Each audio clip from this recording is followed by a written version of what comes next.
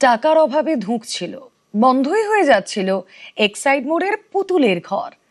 Nehru children's museum কর্তৃপক্ষের দাবি, মিউজিয়ামের দায়িত্ব নিচ্ছে রাজ্য সরকার, মিলবে সব রকম সহায়তা, খোলা থাকবে পুতুলের ঘর।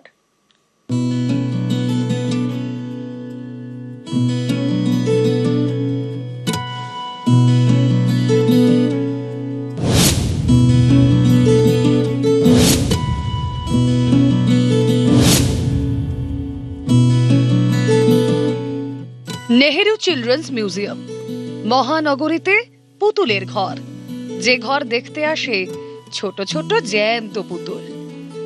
সেই পুতুলের ঘরের দরজা বন্ধ হয়ে যেতে বসেছিল।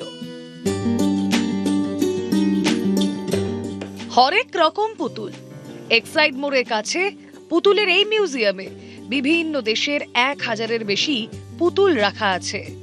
এখানে মাটির পুতুলেই সীতাহরণ, গ্রীষ্মের সরসজ্জা, রামায়ণ মহাভারতের গল্প পুতুল দিয়ে, আর আছে 300-রও বেশি বিভিন্ন রকমের গণেশের মূর্তি।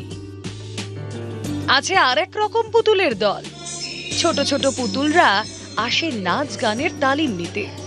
এখানে শিশুদের নাচ, আঁকা আরো অনেক কিছু শেখানো হয়।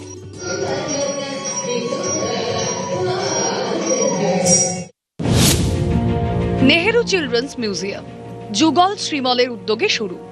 6-এর দশকে সরকারি জমি লিজে নিয়ে তৈরি। 1972 সালে চালু হয় মিউজিয়াম। 53 বছরের পুরনো এই মিউজিয়াম গত কয়েক বছর ধরে টাকার অভাবে ধুঁকছে।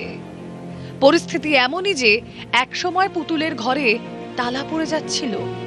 মিউজিয়াম কর্তৃপক্ষ রাজ্যের নতুন সরকারের কাছে আর্জি জানিয়েছিল, বাঁচানো হোক পুতুলের ঘর। আমরা চিঠিটা পাঠিয়েছি সিএম কে।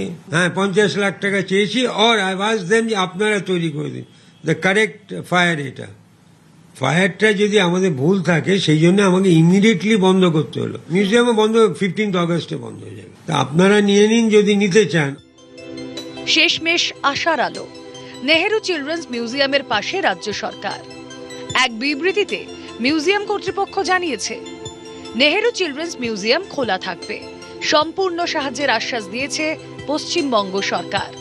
মাননীয় মুখ্যমন্ত্রীকে বিশেষ ধন্যবাদ। ওনারা বললেন যে আপনারা নেহেরু মিউজিয়াম বন্ধ করার কোনো যুক্তি নেই, কেন এটা হেরিটেজ অফ বেঙ্গল, এবং আপনাদের যা প্রবলেম হচ্ছে আমি আপনাকে লিখেছি, সেটাই আমরা দেখছি। কালকেই সন্ধ্যাবেলা ফায়ার থেকে লোক এসছে, আর সকালবেলায় প্ল্যান নিয়েছে বাড়ি।